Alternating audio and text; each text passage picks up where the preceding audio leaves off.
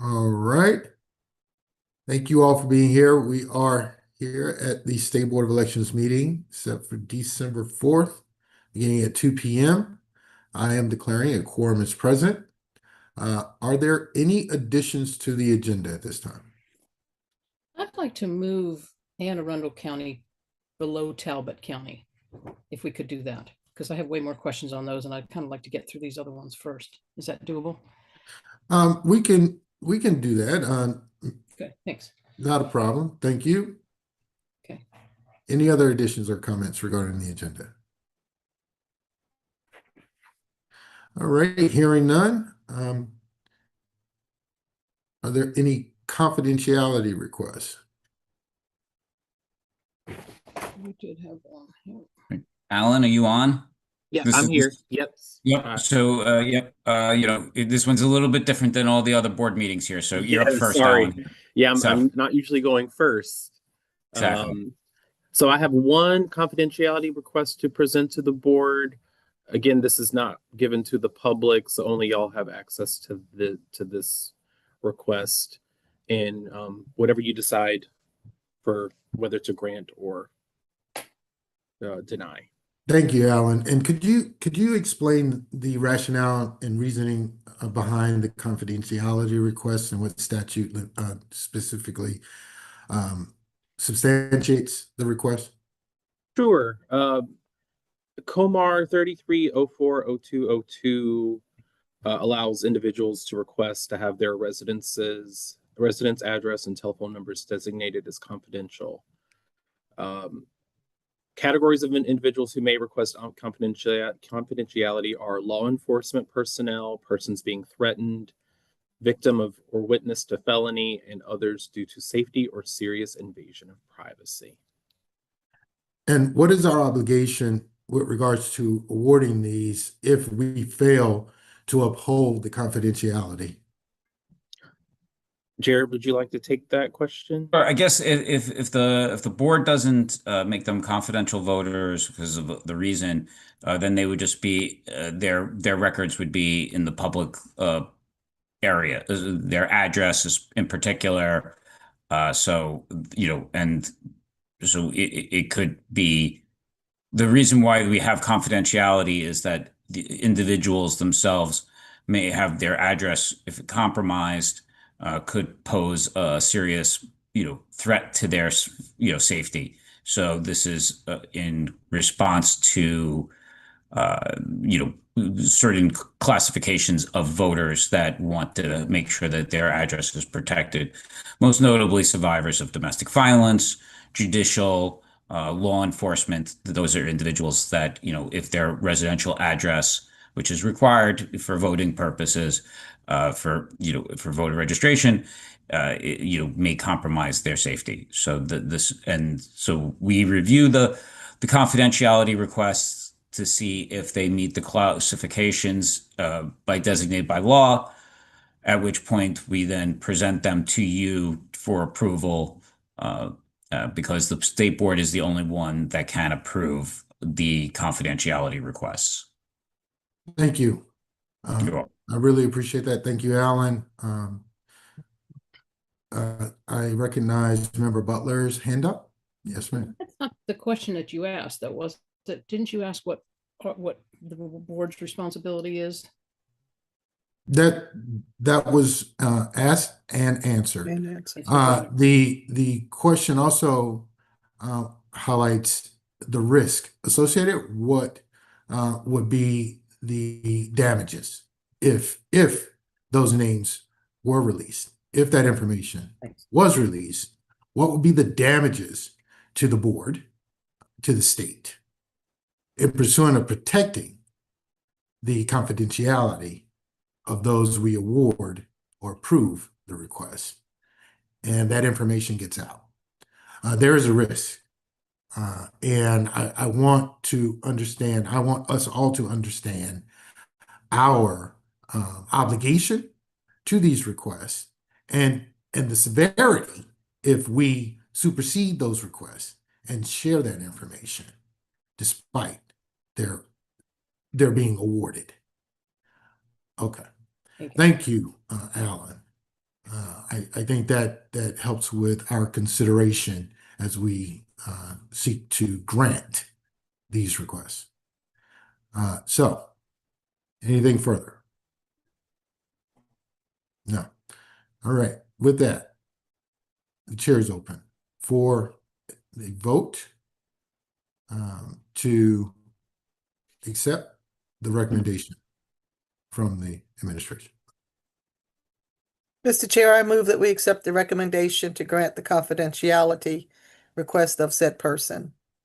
Thank you. Second. Is there a second? It's probably seconded by Vice Chair. All those in favor, please indicate by raising your hand.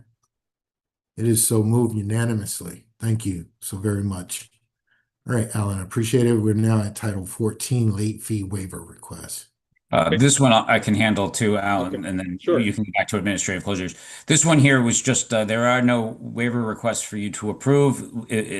Everyone was denied, but the information is presented to you just to show you that requests were made, but were subsequently denied, and the reasons for it. So there is no action for the board to engage in with Title 14 late fee waiver requests. All right, thank you so very much. That was State Administrator Demarinis for that update and progression. On to number 5, administrative closures. Yes, I have 4 administrative closures. I know we haven't done one of these in a while, so to kind of summarize, this is a rare occurrence where there's just filers accounts that are just unreconcilable due to maybe theft or circumstances involving the officers due to death or not able to track them down kind of situations. And I would say the overlying burden for most of them is just it's an administrative burden on the State Board of Elections and the Office of the State Prosecutor. But I can take them one by one if that would be appropriate. Yes, please do. Okay, sure. The first on the list is Friends of Lori Albin. In this case, the candidate has moved out of state. We found an address somewhere in New England. We have reached out to the candidate, no response, but the treasurer is kind of left trying to close and is unable because of outstanding candidate loan that's not forgiven. We're just trying to close. The last report filed was many years ago. This is a 2010 account. So we're just trying to provide relief to the treasurer so they can kind of close this chapter for themselves. All right, thank you. Yep. Thank you, Alan. There is a question. I have Member Butler and then the Vice Chair to follow. Member Butler. You are on mute. You're talking. Sorry. Can you just quickly talk about the outstanding debts, the cash balance, and the bank account balance, and why these don't particularly agree? Thank you. Okay, sure. Thank you. So bank account balance, that's what's actually in the bank. And frankly, probably the bank closed this account many years ago because there's no funds in it. So there's no bank account. Cash balance, that's the reporting balance in MD Chris. So that's the discrepancy. There's not $4,700 in the bank account. It has long gone. Outstanding debts, again, most of this is, I think, a candidate loan. All we needed really was a letter of forgiveness from the candidate, since we are unable, and we used the state prosecutor to contact the candidate. They used their database to get us addresses and phone numbers. We tried everything, and the treasurer hasn't been in contact with the candidate in many years, so that we've just reached a kind of a dead end. Great, thank you. And this kind of helps clean up all the bookkeeping debacle that just needs to be cleared so that we're not constantly going back. Okay, thank you so much.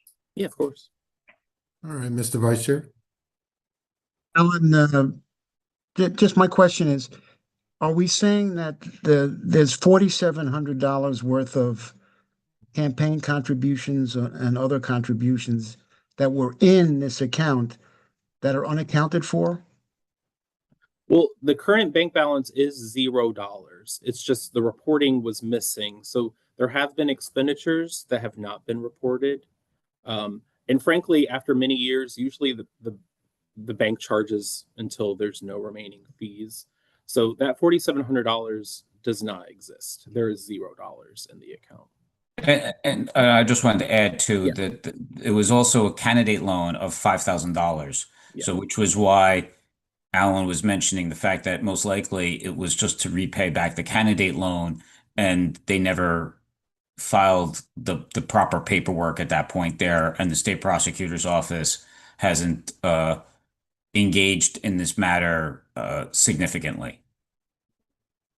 Is it fair to say that our main concern with these are accounting for campaign contributions, monies given by the public to candidates or entities? And where is that money? Is that our main? Yes. Do we have a threshold as to when the amount that we count for is referred to the state prosecutor? Is there like a threshold? If there's $50 missing from an account, is So- that different in our approach as to $5,000 missing? Well, yes. I mean, it depends because I mean, as you're well aware too, right? There's different levels of theft in the criminal statutes. So, you know, that's why we have the audit division, so that they work with the committees to kind of account for it. We've been, trying to tighten up with these committees and work with the state prosecutor's office about if we see theft in campaigns, and work with law enforcement. And I think that kind of, Vice Chair, that kind of flows right into the next one here, where we're going to have administrative closure due to theft, and what occurs there. I think Alan can kind of parlay that one. Why don't we just go right into the next one, Alan, and then you work into the theft angle on that one. Okay, sure. So we're going to vote one time for all of the closures. Is that? Well, it sounds like that's the direction we're taking. So Okay. let's go through it. And if any of the members have any problem with that, please let me know. But Alan will read through each one, and then collectively we will take up the vote on this matter. But if there are questions, they can be addressed or asked during the presentation. All right? Okay, thank you. Thank you. The next one is Friends of Kathy Bevins. As Jared was alluding, this was a theft issue, significant theft, with a jail sentence and restitution. So this account is unreconcilable due to the theft. The state prosecutor cannot trace all the missing funds. So that's why we're using this special tool to close the account. Now, they got restitution. They paid out their account until you see there's zero balance, zero debts, zero cash balance, and they paid a significant amount of late fees with the remaining funds. Does anyone have any questions about this account?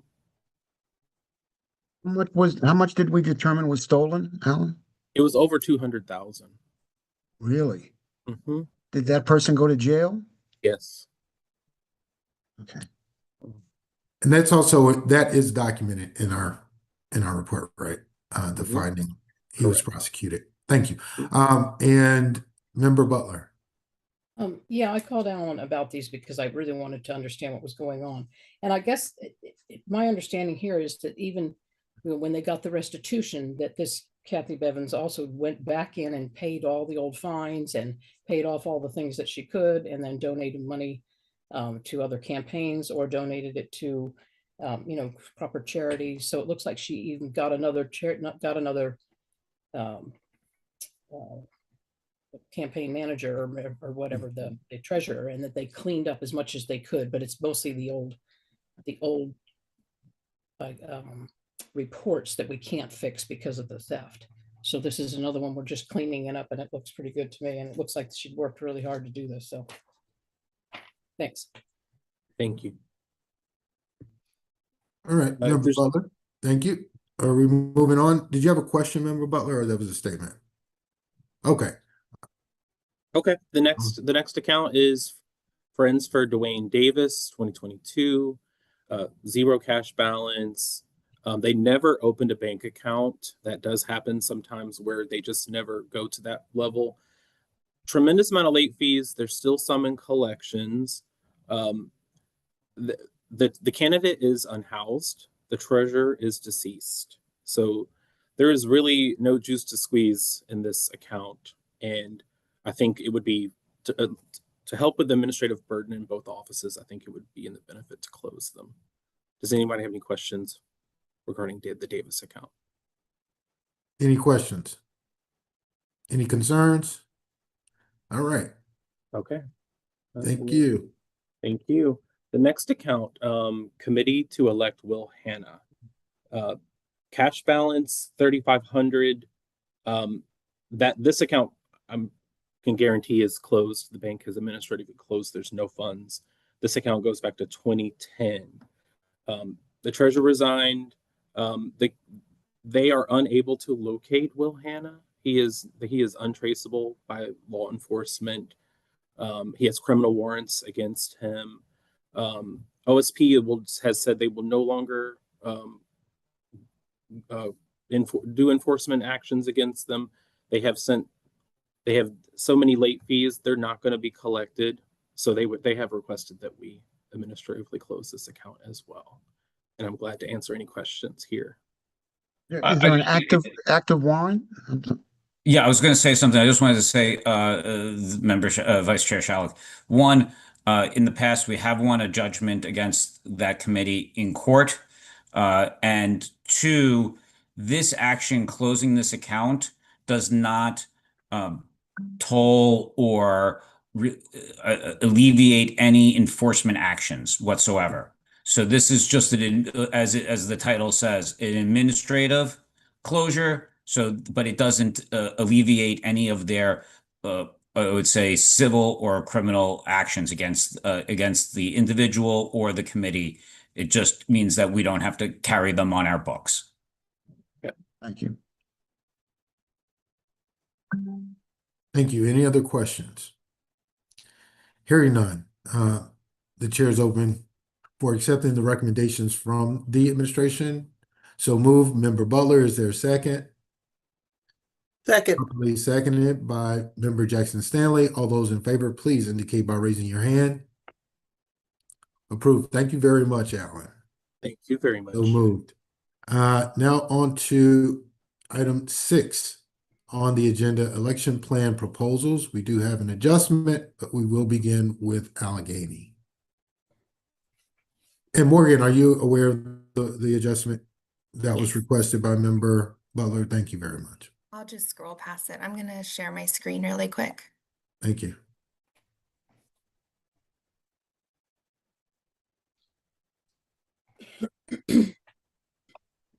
Okay. Can you guys see my screen okay? Yes. Okay, perfect. So starting with Allegheny, they are proposing one early voting center, which is the same one they used back in 2024. They are also proposing 2 ballot drop boxes, which there are no changes from 2024. And then there are some slight changes in polling plans from the year of 2022, but the number does remain the same of what was used in 2024. And we are recommending that their election plan is approved. Thank you, Morgan. Before we move on, members, do you have any questions regarding the Allegheny proposal? If you do not, the chair is open for accepting the administration's recommendation to approve. So move. It has been moved, probably moved by the vice chair. Is it there a second? Probably seconded by Member Butler. All those in favor, please indicate by raising your hand. Unanimous consent. Thank you very much, Morgan. It is approved. Thank you. Okay, and so Caroline County, they are proposing one early voting center, which is the same that was used in 2024. There will be 3 ballot drop boxes. Again, no changes from 2024. And the polling place plans remain the same from 2022, 2024, and what's proposed for 2026. So we are recommending that they be approved. Any questions at this time from the members? You had opportunity to review the proposed plan? All right, the chair is open for a motion to approve based on the recommendations. So move, Member Butler. Thank you so very much. Is there a second? Probably seconded by Member Jackson Stanley. All those in favor, please indicate by raising your hand. We have unanimous consent. Thank you so very much, Morgan. It is approved. Okay, moving on to Charles County. There are 3 early voting centers, which were the same ones used in 2024. 6 ballot drop boxes, again, no changes from 2024. And there is a slight increase in the numbers of polling places since 2022 and 2024, but we are recommending that this plan be approved. All right. Member Butler, I see your hand. Yes, Okay, you're so, recognized. okay, I'm new to, looking at all these and doing them, but, the one thing, they've got like huge areas that look like they're kind of underserved and they don't have ballot boxes there either. So when you take them separately for the early voting and then the ballot boxes, but it looks like they're being picked up with the election day polling places. And they have 2 out of precincts. But other than that, I guess it looks like okay to me. All right, okay, no questions. Thanks, sorry. I just want to, You bet. All right, let me make sure, Member Butler, did you have a question or was it a No, I'm good. statement of clarification? It's All right, clarification. Thank you. thank you, Member Vice Chair Shaw. I just wanted to make a comment, Morgan. By the way, you've done an excellent job putting all this together. I know it's quite a burden. Whenever I see that there's no changes from the previous election, I like that. It sets the tone for me that the local boards are continuing to keep the voters in the same place to vote. I think that's very important. People get used to voting, and when you change a place, to me, that could be a problem. So whenever I see no changes, I like that. It's good for the voter to know where to vote because they've been doing it for years. So just a comment that that's my favorite phrase when I look at these. Thanks, Morgan. I appreciate the feedback. All right, is there a motion? So moved by Member Butler. Is there a second? Properly seconded by Member Jackson Stanley. All those in favor to accept the recommendations to approve this plan for Charles County, please indicate by raising your hand. Unanimous consent. Thank you so very much.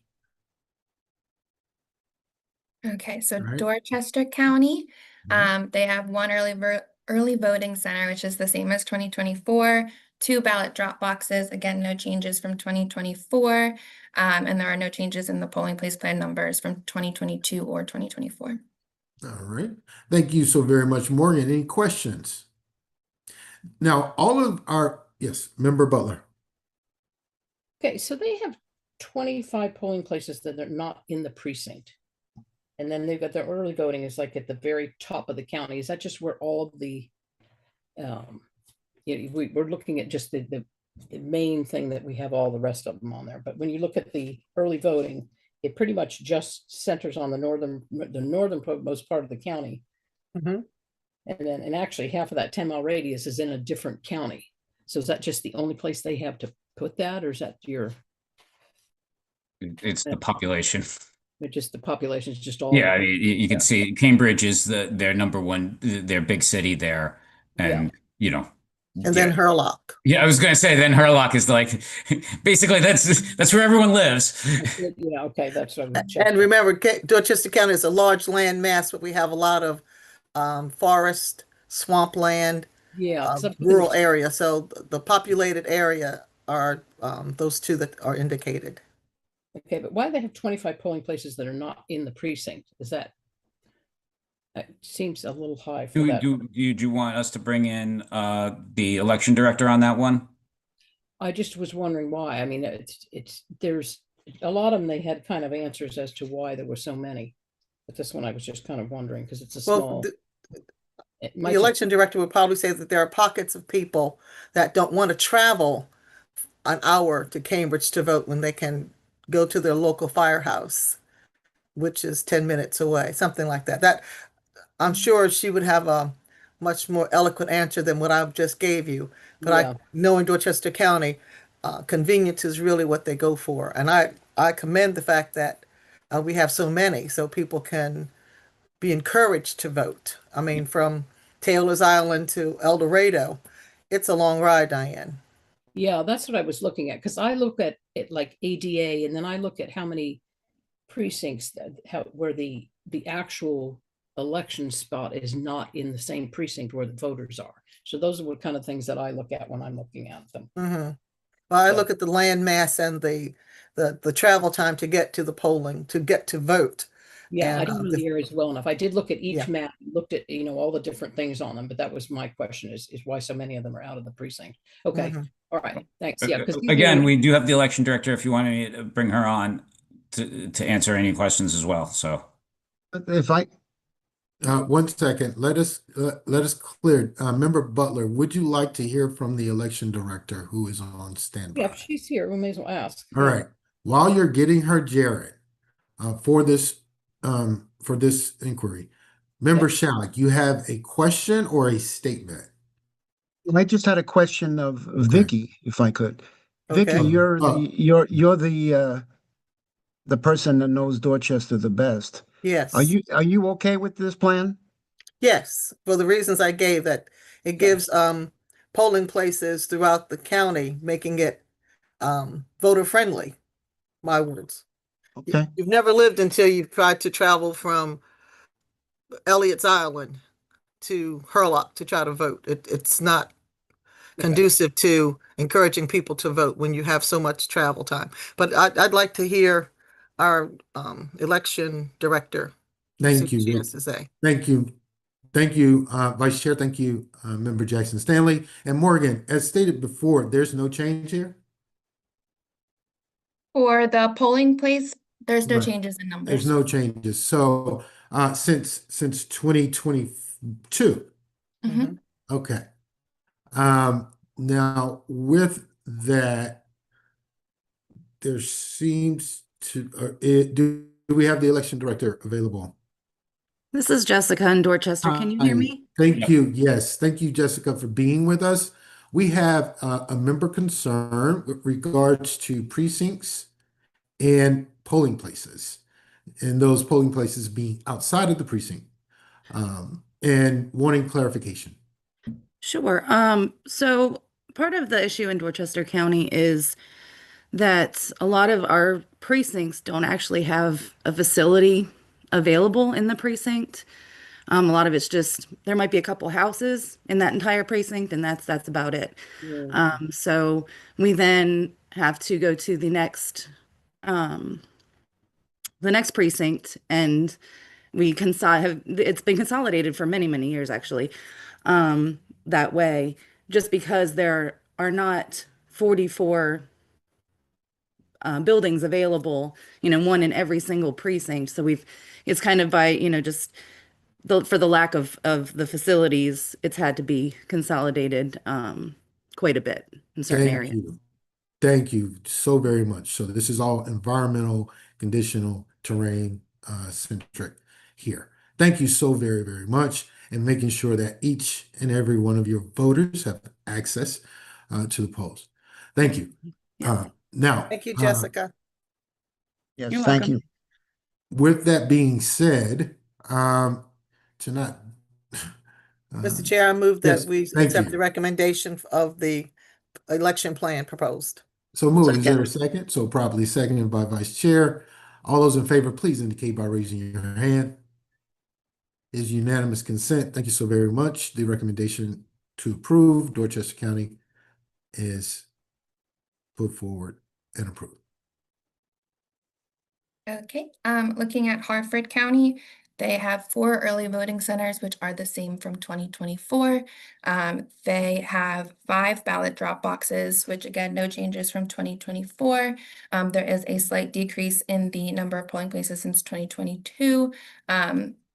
But they're very similar to the ones that were used in 2024, just due to some precinct changes.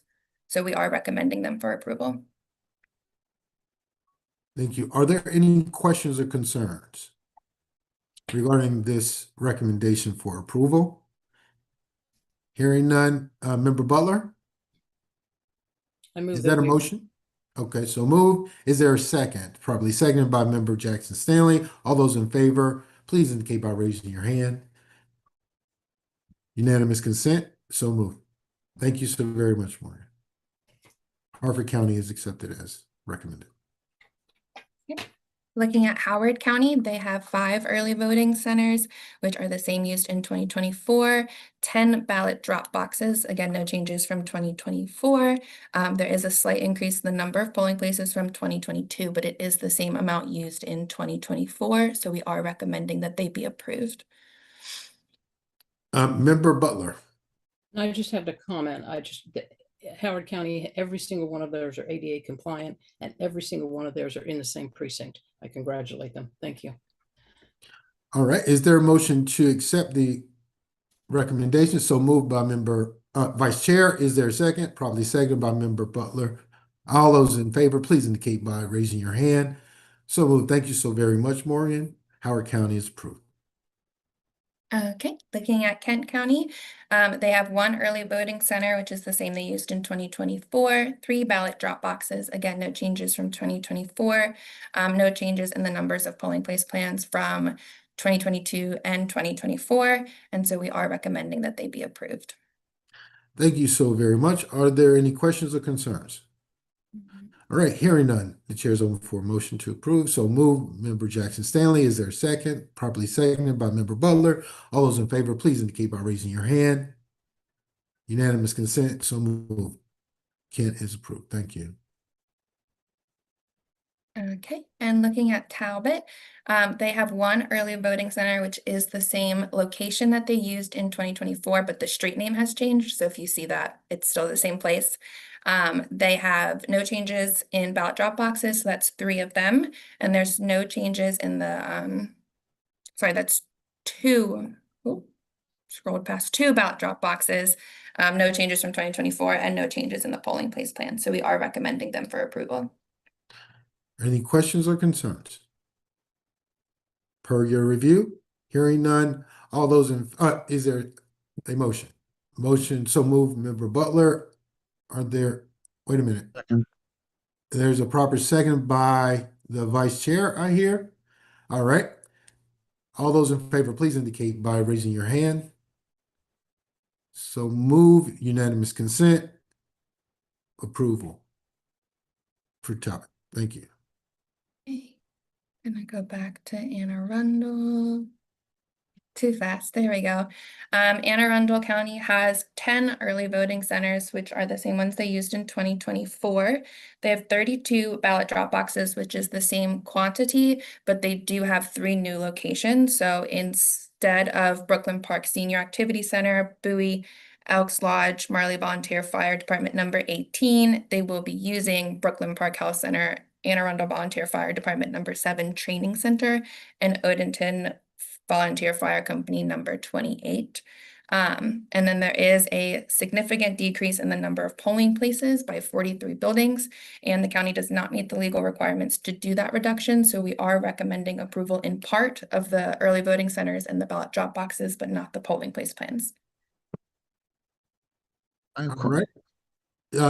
Member, Vice Chair. Morgan, what does that mean as a layman? What they reduced the number of polling places. So what do we do now? Does it go back to them to satisfy? It does. I can help out if you want. This is Melissa. Sorry, let me pop my camera on. So you as the board, you'll have, I believe, 5 days. We'll give notice on your behalf to the local that you have not approved this portion of the polling place plan. And then they'll need to resubmit, and it's all set out in the regulations, kind of what process they follow for that. And we will communicate that to them if you vote for the partial approval. Do we know why they reduced the number of polling places? Is there a reason for this? Go ahead, Lexi. Oh, I was just going to say, I believe they have a reason. I don't know if the director is on the call or if Melissa, you want to take the question? Sure, it's provided in the larger packet. The justifications that they have provided, but I think we also have David on the call. And And I- then, go ahead. Melissa, I appreciate that. If we can point David up in preparation to respond to the vice chair, it'd be great. I have Member Butler with a question, so she may have a question that David may be able to address as well. But short of that, let's get David prepared. And Member Butler. I had a couple different questions. It's like on the front page, they've got something about a fox instead of the early voting centers. They need to fix that. It should be the required number of early voting centers and the optional number of early voting centers. That's been And- updated. That's been updated. Thank Mhm. goodness. Yeah. What is express vote? They have express vote in some of their pictures. What is that? It's a BMD, ballot marking device. It's the BMD. Okay. Yeah. Ballot marking device. Okay, and then I have a big question on this one. There is 125 or 126 voting locations that are not in the same precinct with the voters. That's a lot of places to not be in the same place, not in the same precinct with the voters. And then the reasoning on a lot of them is that there's another precinct that's voting in that particular school that they would be using. So we've moved a precinct over here to a location that's not in their precinct and then kicked out the voters that are in that precinct and moved them to another one. Is there 126 times? I'm really kind of confused with that. And I went through every single one of them and looked at the reasons on all of them. So I'd like the director maybe to talk to me about. I was speaking on mute. I was going to say probably best for David to speak to the logistics. And then if you have questions about how that aligns with the law that this board is kind of bumping it up against, I'm happy to answer those. Yeah, because they've moved 50 locations too. 15 were called consolidation, but it's still 50 locations. So I'm wondering what's happening. Maybe they didn't do this correctly at redistricting or what, but I'm kind of confused that we have so many people voting out of their precinct going somewhere else. So those are the questions that I have when he comes on. All right, good afternoon. Thank you, SB Board. My name is David Garris. I'm the director of the Anne Arundel County Board. I'm happy to discuss your questions. Regarding the reduction of the polling places, we conducted a very thorough review after the last elections. From the 2022 election and the 2024 election, in-person voting in Anne Arundel County has been extremely consistent. It's been 113,000 voters per year. So we're calibrating the number of voting centers, voting polling places to better match that reality. This has very positive effects for our county. We've been working with our budget officer quite closely to make our plan the most economical and efficient plan possible. Regarding the polling places where the location is outside of the where the precinct is located outside of where the polling places is located outside of the precinct, that does happen when we have, especially in the congested areas where we have some of these locations, we will send them to all to the same high school or the same elementary school. So what you're seeing here is what we want to focus on is reducing the number of private locations and focusing purely on those public locations. So those big schools, big high schools, big libraries, senior centers. We actually feel that that is the best way to ensure that the voters actually have the best information and the easiest path to the voting place, to the polling place, by reducing the number of these options that cause confusion and just focusing on building big locations. The supercenter model that we're adopting, we have stolen that from Howard County. So give some credit to Guy Mickley and Howard County for kind of lighting the way for us. But what we want to do is focus on the voter experience. And by building bigger sites with more equipment, we can make the polling places move faster. We can key on certain aspects such as the performance of the election judges, because we can reduce the head count of the election judges by some 600 folks, we feel like we can focus better on their training, their preparation, and making sure that we're hiring the absolute best people for these positions to serve on election day. As well as one of the things that we encountered in 2024, which was a new one for us, was that our private polling places started pushing back against being polling places. What I mean by this is we had a location in Annapolis shortly before the general election, a private location, that said that they weren't going to let us conduct the voting there because there was a ballot measure, I believe, about gay marriage or abortion or something like that. And they said that they weren't going to let voting occur on their location for these issues. And they tried to push us out. So we had to go to our attorney, and it became a whole thing. So to keep that from happening in the future, that's why we're trying to move specifically to private polling places. So that's the genesis of this plan and where we're at. I imagine, David, you meant public polling places? Yeah, I was going to say private. Public, Okay, yes. thank you. Yes. The schools. Yes. As you can see, we emailed a document with a brief summary, but we focus on our polling places in general are not going to be very big as far as the number of voters. We'll have about 14 polling places that are greater than 2,500 people, 58 polling places between 25 and 5,000, and 27 polling places with less, so about a quarter of our polling places less than 5,000 folks, which is comparatively fairly small. We're also going to be bringing in, like I said, we're focusing on trying to use public buildings. So that's 89 schools, 7 libraries, and then 3 other general public buildings. Thank you, David. We greatly appreciate that response. Any other questions? I see, Member Butler, you still have your hand up, but Member Shout, Vice Chair. Thank you, David. Thanks for all the hard work you do. 2 questions. One, with the reduction of polling places, did you factor in a concern about wait times?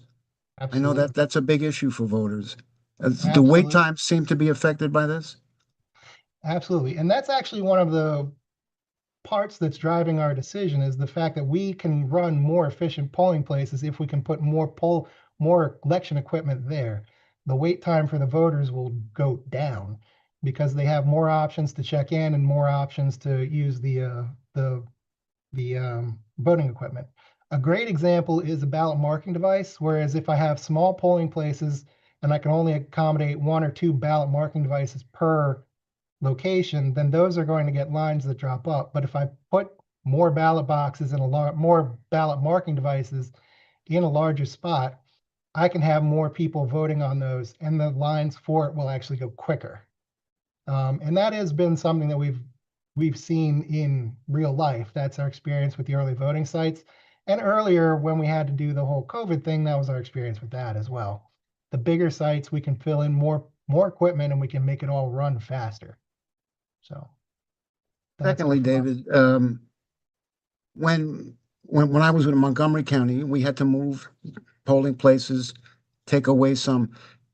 What effort are you making to notify voters who show up at a place they've been voting at for 10 years that we're not here, we're there? Are you posting signs where the old locations are? We're sending out postcards? In other words, how are voters notified not to go where you used to go? You got to go here now. So we're planning a pretty robust campaign with the approval of this plan. We are going to be doing social media, of course.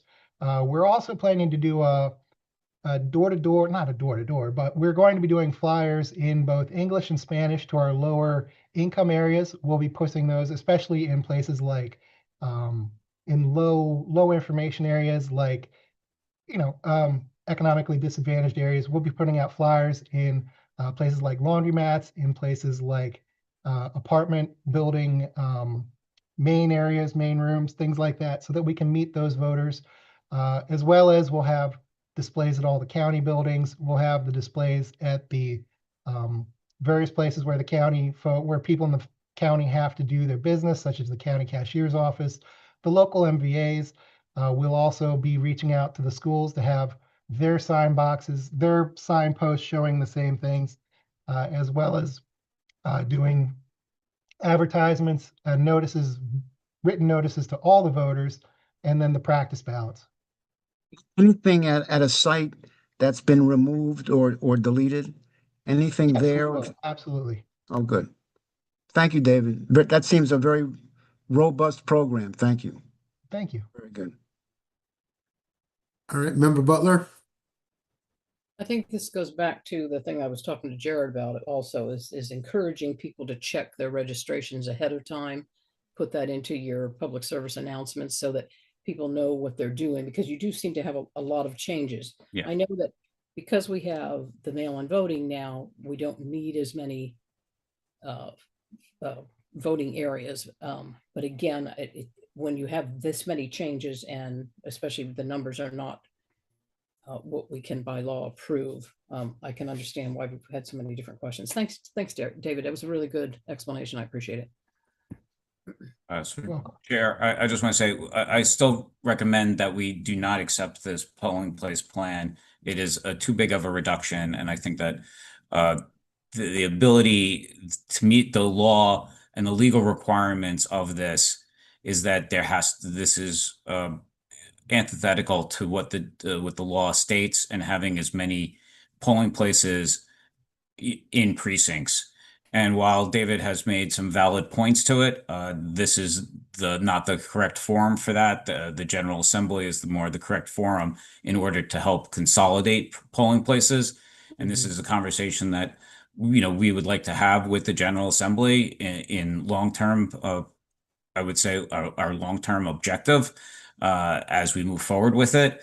But for this election here in 2026, this plan, does not seem to meet, I think, the spirit of the law. And additionally, as you can see, that it would take a very big effort. I mean, you're looking at almost a 35% reduction in precincts in locations. That is a significant number in this county here. This is not like where it's like, going from 5 to 4, and you say, oh, that's 20% right there. This is dropping a significant number here. So while, in 24, they had 152 individual buildings, and in 22, they had 142 individual buildings. Additionally, we have had a change in the law to help Anne Arundel County in getting more public buildings. That was a suggestion from Mayo, which we have passed, so that they can use more of the facilities, public facilities, without any sort of issues. So with that, I think that I recommend that we still not approve the polling place plan. Then they would, as Melissa stated, then we would send them back. They would present a new plan with us within 15 days for it, to see what they can do at that point. All right, thank you very much for that, Jared. Thank you, David, for being here for our questions. And I do recognize and appreciate the administrator's recommendation to work with you to address the concerns with regards to the polling places. Hopefully, we can get that done within the next 15-day window and represent it. With that, we are now open, the chair is now open to accept the motion to approve in part based on the administration's recommendation. Can you I'll make that delineate that, motion. Mr. Based Chair? on the administrator's recommendation, I move that we accept part of the polling place plan for Anne Arundel County. So Can we describe what Yes. part? Yeah, so Yeah. the motion For before- clarification, Yes, that we thank you. not accept the portion of the plan that includes a significant, or not significant, a reduction in the number of individual buildings, as well as the number of individual polling places. The reduction is Sure. not acceptable. Thank you. And so the motion is to approve in part the early voting centers and the ballot box, drop box. Okay. The motion does not include approval of the polling place plan. Okay? All right. Thank you. So Thank the you. motion presented by Member Jackson Stanley is to approve in part Anne Arundel County's early voting in part proposal that highlights or accepts the early voting center proposal and the ballot drop box proposal. Is there a second? Probably seconded. Is there a thank you? Any discussion? All right. Hearing none, it's been probably seconded. All those in favor, please indicate by raising your hand. It is unanimously approved in part. Thank you so very much. All right. And Morgan, greatly appreciate it. Thank you, Melissa, for the assist. Thank you, State Administrator, for your guidance. And with that, we are now on, one second, to new business. All right, there is none highlighted. Member Butler, yes, ma'am. So we have a new lawsuit, but I guess, are we discussing that in January? I think we're pretty much doing the.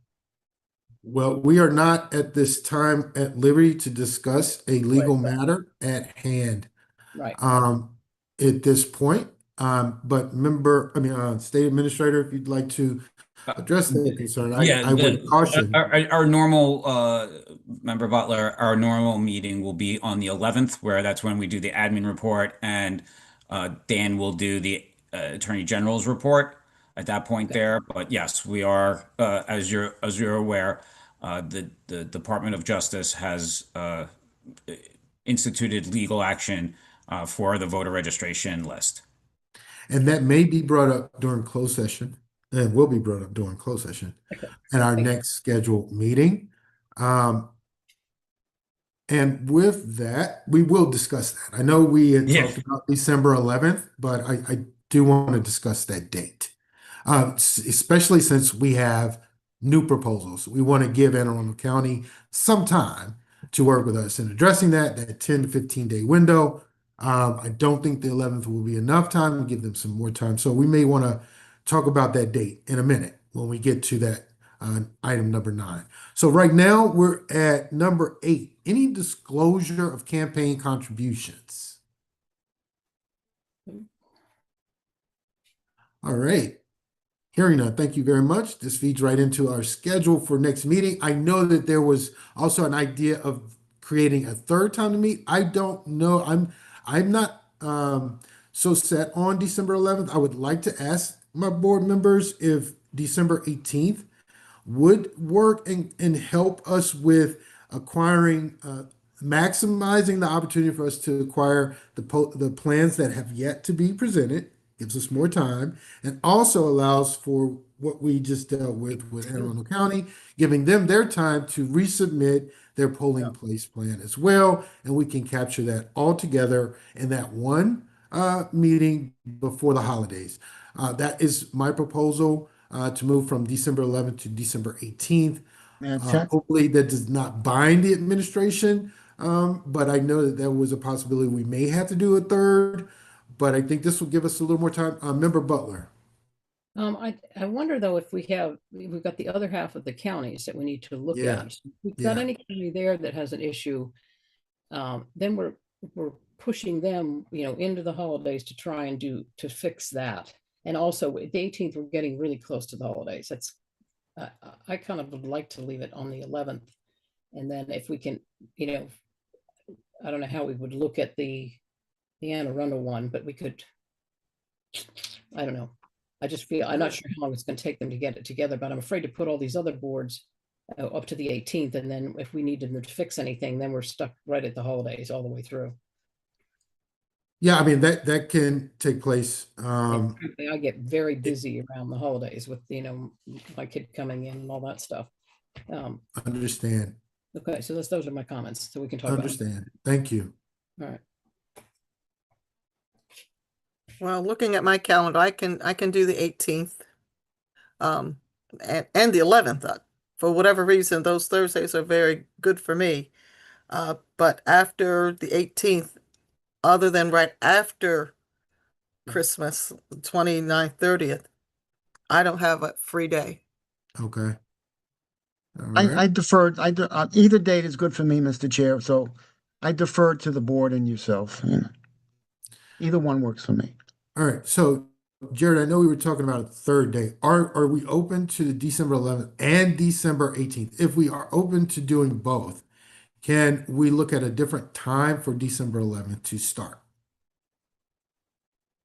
That's fine. We can definitely move to a different time to start. We can move it earlier, we can move it later, whatever the Now, board wants to do on December 11th. But I okay. think we'll try to, and because otherwise I think if we do it on the 18th, then it'll just be a monster day. So, with having the 11th and the 18th, we might be able to make it more manageable for everyone involved rather than a 4-hour board meeting. Well, I'm pretty used to that, but thank you. I got you. I know the other members are like, no, don't subject me to I'm that. new, be No, nice, okay? it's my holiday gift to everyone. Right, We're exactly. so engaged here. The chair does have their benefits at times. No, just kidding. Totally kidding.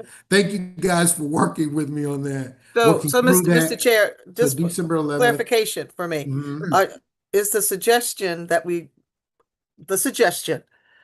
the 11th would move it to an earlier time of day A and later the time. 18th, A later time for the 11th. a Would later be time my- for the 11th. Yes. But then what happens on the 18th? And possibly the 18th would be a regular time if needed. Yes. So we haven't set the 18th in stone. Understood. We are waiting to see what we get in on the 11th. Now, the reason I said that is because Anne Arundel now has to resubmit. Hopefully they'll get it in less time. Yes, Melissa, do you have a comment? Yeah, if you don't mind, I don't want you guys to go so far down the road before I share it. There will be a couple other local boards, at least one, maybe two besides Anne Arundel, that we are anticipating most likely like an early January meeting. So just putting that on the radar. I don't want you guys to think that we're going to meet on the 18th and then all of them are going to be Right. done. We've had I some didn't think so. redistricting and Yes. sorry, you're not getting that lucky.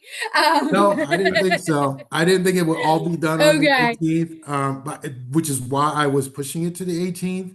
Right, Because we could yep. maximize as many as we could get in for Yep. the 18th. I know it's a marathon session. We've had that before, but also looking at January to resolve all the rest that come in.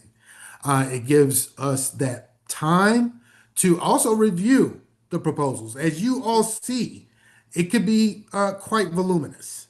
And I'd like for us to review those documents with a proper amount of time, because the types of questions you guys had prepared today was in large part due to the fact that you had those plans prior to today. And so that's a significant amount of value that you guys add, that we add to the effort of these plans, okay?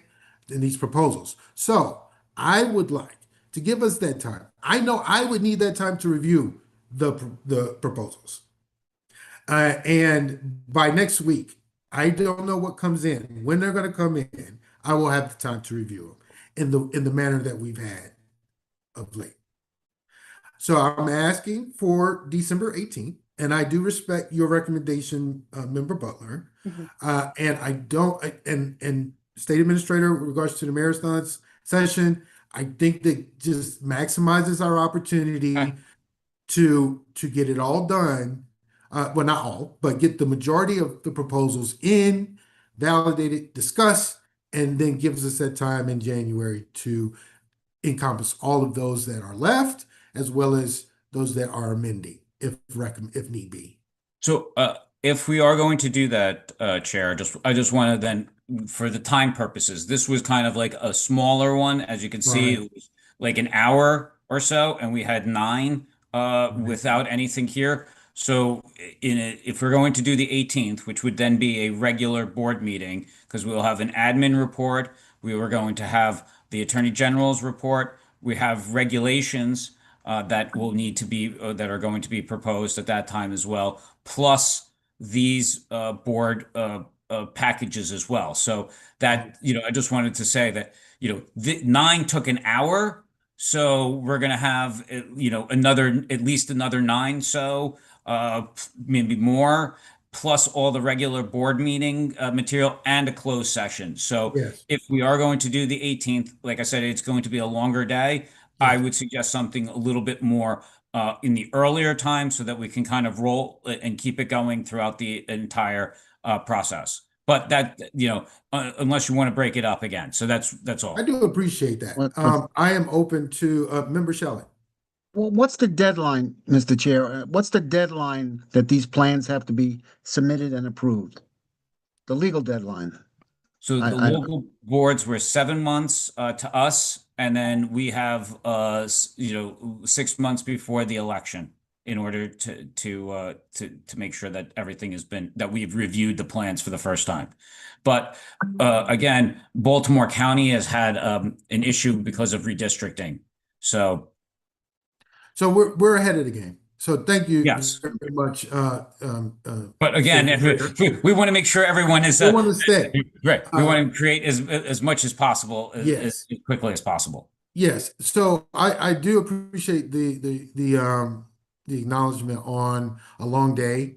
And we were able to shorten the day today. We did it in an hour. I think we did a stellar job, even with the questions that we had and everyone being prepared.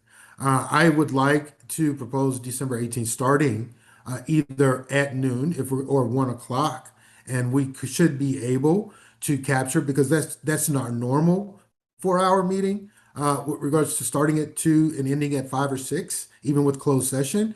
We typically are in these meetings for 4 hours. So I would like to propose December 18th, starting at 1 p.m.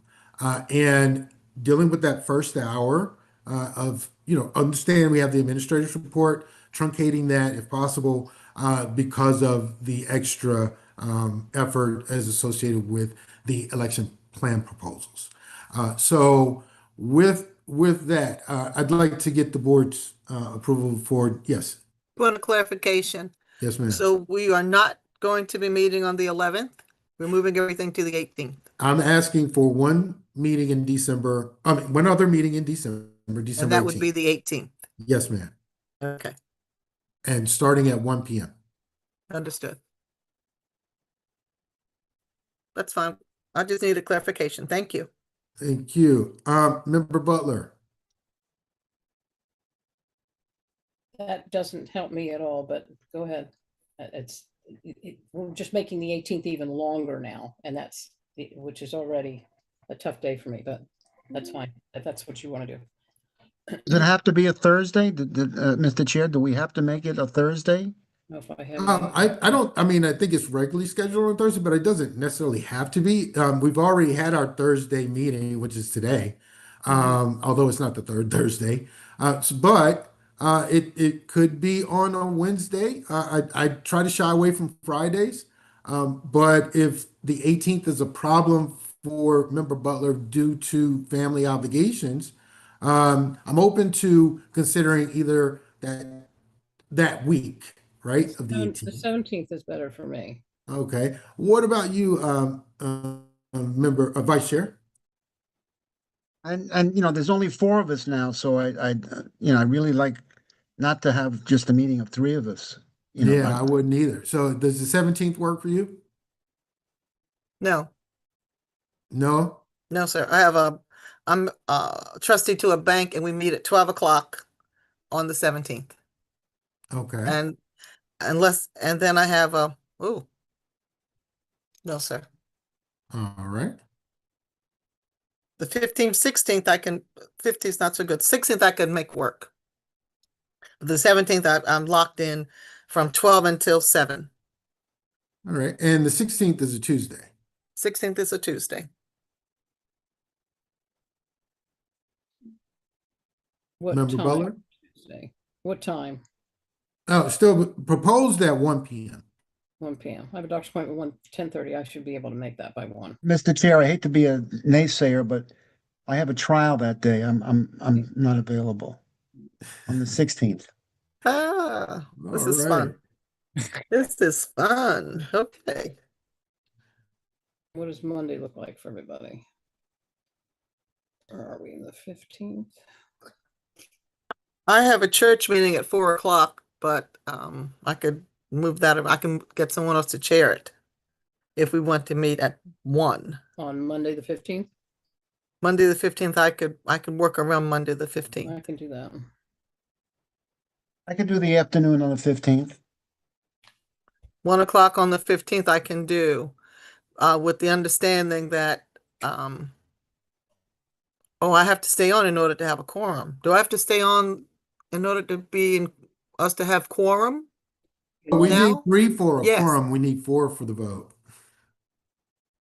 Okay, I can do Monday the 15th at 1.